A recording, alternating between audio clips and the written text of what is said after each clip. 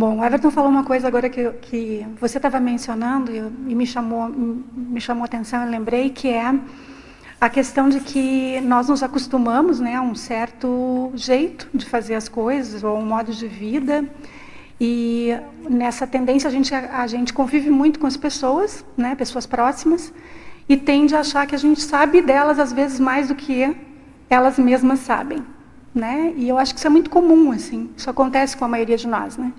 Então, eu me lembrei agora de um exemplo do Everton. Eu conheço o Everton há 30 anos, mais de 30 anos que a gente está junto, e a gente tem uma interação bem constante, né? E, enfim, então a gente se conhece bem. E aí, agora, a gente estava viajando, e o Everton, frequentemente, ia perguntar para alguém sobre alguma coisa que a gente já sabia o que era, né? Então, do jeito que eu sei que o Everton costuma checar bem as coisas, né, para não errar, eu poderia, supostamente, né, já interpretar.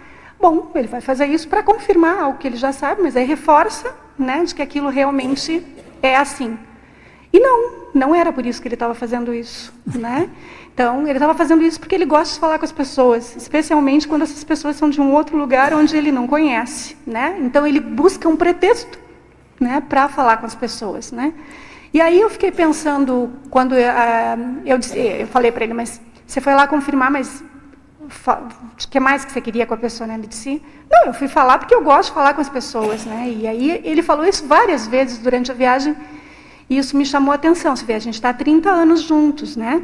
E, por hora, eu poderia interpretar imediatamente que era por esse traço, né, de assertividade e de método, né, de sempre checar as coisas antes de fazer, de modo a errar menos, que esse seria o motivo, e não era.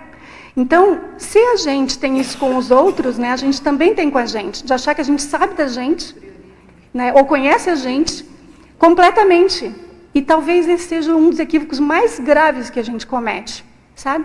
E acho que essas viagens que a gente faz, às vezes, para um lugar muito distante ou muito diferente do que a gente está, a gente pode, no contraste, né, perceber um pouco isso. Então, essa questão que parece simples, às vezes, que o Everton coloca, de você pensar no que você pensa, a gente acha que a gente sabe o que a gente pensa, então a gente não pensa sobre o que pensa, né? Então, parece que aquilo que ele está falando é uma coisa simples, porque, enfim, mas não é, a gente não faz isso.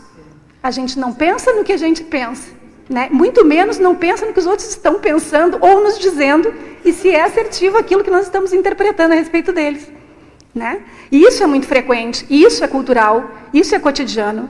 Quanto mais frágil a nossa educação, quanto mais difuso o estímulo para você prestar atenção no outro, mais isso acontece, mais frequentemente isso acontece, né? Quer dizer, mais nós, paradoxalmente, né, menos a gente efetivamente faz o exercício e mais a gente acha que já sabe, né? Então, queria colocar isso porque eu acho que é um aspecto importante. Queria aproveitar essa fala da Nara e te fazer uma pergunta, Everton, aproveitar que você está hoje aí na cobaia. O que você acha, talvez até a Nara também possa dar a opinião dela, o que você acha, o que você considera que, no seu caso, é o motor principal que orienta esse grau de dispersidade que você já conquistou? Então, assim, algum traço de temperamento, alguma coisa, algum mega trafora, alguma coisa que, sabe, que no seu caso é aquele gancho que, quando a coisa aperta, você se segura, entendeu? É o meu mater pensene, que é a assertividade. A assertividade. Eu procuro errar o mínimo possível. Eu acho que esse é o ponto. E nesta linha, tudo isso é necessário. Como que eu vou fazer para isso? Porque, em tese, tudo que a gente faz está errado, porque existe um jeito melhor de fazer, né? Que a Consciência Livre sabe. Então, como que eu faço para errar menos? Isso, entendeu? Ainda que doa no ego, né? Por exemplo. Ainda que vá contra você mesmo, por exemplo. Alguma coisa... mas aparentemente vai contra você, porque geralmente as né? coisas são, né? A gente tem os nossos... né? Puxa para um lado, às vezes o conflito, a base do conflito, que é a base do autoassédio, é essa ambiguidade, né? Então, tem o lado A, o lado B, o lado C, e às vezes a gente quer puxar para o lado menos assertivo, né? Esse é um problema sério, mas aí você tem que colocar tudo que você tem. né? Que, de certa forma, é o que eu estou tentando trazer aqui, que me ajuda. Porque é isso. Meu mater pensene é assertividade. Eu procuro errar menos. Para errar menos, eu tenho que analisar a situação e aí é aquilo, né? Paciência. Às vezes, você vai ter que desfavorecer um amigo. Sim. Você vai ter que desfavorecer você mesmo, mas... Que entra a parte afetiva, É aquilo que para tem que mim, ser. é mais difícil em termos de desperticidade. Às vezes, quando você tem que considerar o aspecto afetivo do contexto, mas optar pelo mais adequado, assertivo, com mais discernimento. Para mim, a parte mais delicada é essa. Esse é o aprendizado, esse é o grande aprendizado. Eu acho que é por aí que cresce essa condição. Né? No momento em que você começa a buscar essa limpidez, essa lógica, essa racionalidade, você não pode deixar de lado, né, as pessoas que estão com você, as pessoas que você gosta, toda essa questão de grupalidade, isso faz parte. Né? Só que não é isso que deve, digamos, nortear suas decisões. Entende? Então, tem que ter a lógica, a racionalidade, a coerência, a cosmoética, o autoabsolutismo, e aí nós temos esse corpus de conhecimento da Conscienciologia, ele é ótimo, porque ele nos coloca princípios que não presta mesmo, e eu sei que é fácil a gente falar aqui, mas isso nós temos que trazer para o dia a dia, e eu penso que a maioria de nós aqui já está numa idade, que viu as consequências das nossas decisões. Então, você toma uma decisão aqui sem pensar muito, com base mais afetiva, você vê que no tempo não foi mais acertado.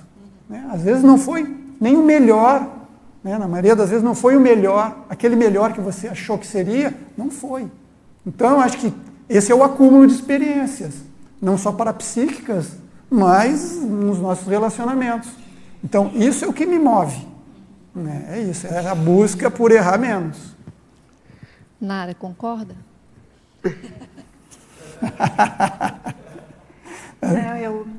O Everton, ele pensa muito, né? Então, essa questão da convicção ou da assertividade da pessoa que tem... Quando você constitui um corpus de convicções, vamos dizer assim, né? Você se empodera, né? Você fica mais forte. Eu acho que essa questão que você fala da afetividade ou da questão da carência... É ao mesmo tempo uma coisa boa, mas na desproporção ela é um problema. Né? Quer dizer, se a gente não tiver um equilíbrio em relação o que nós sabemos em relação às coisas, né? E o que nós sentimos em relação a elas, se nós sentimos mais em relação às coisas do que sabemos em relação a elas, nós temos mais medo das coisas. Né? E aí, eu estava até falando para a Denise, que agora, depois que a gente voltou dessa viagem, uma coisa que me ficou muito clara, é como quando a educação é forte, as pessoas são empoderadas desde a infância porque foram estimuladas, né? A Luziana está fazendo isso nesse trabalho que ela está desenvolvendo agora, como as coisas são mais simples. A liberdade é exercida de uma forma mais espontânea, certo? Então, porque as pessoas não têm medo, né? Elas fazem as coisas, elas não se assustam e não se assombram. Então, tudo cai naquilo que o Valdo falava mesmo, sempre falou do estudo é estudo, e às vezes a gente acha, né, que isso é uma dose. Não, mas é o estímulo. Eu comentei que a gente foi no Museu d'Orsay, em Paris, e aí tinha uma professora, na frente de um Renoir gigante, um quadro enorme na parede, os alunos todos ali sentadinhos para ter aula, pequenininhos assim, pequenos, bem pequenos, tipo segunda série, coisa assim. E ela estava explicando os detalhes técnicos da construção da obra do Renoir. Detalhes técnicos da construção. Porque ele usou isso nesse enquadramento aqui e ali. Eu fiquei olhando aquilo e fiquei impressionada com aquela situação, porque o Valdo sempre disse, desde o início, que nós devemos tratar crianças, né, as crianças, ou educar as crianças, elas têm muito mais capacidade que nós idiotizamos as crianças, né, lidamos com as crianças como se elas não tivessem capacidade.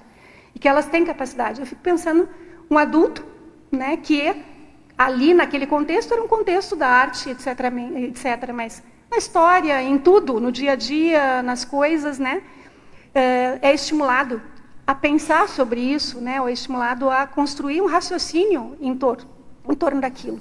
a tendência é que o equilíbrio seja maior, o empoderamento seja maior, o medo seja menor, você se posicione mais. Não há outra regra, vamos dizer assim. Para nós, culturalmente, isso é muito mais difícil.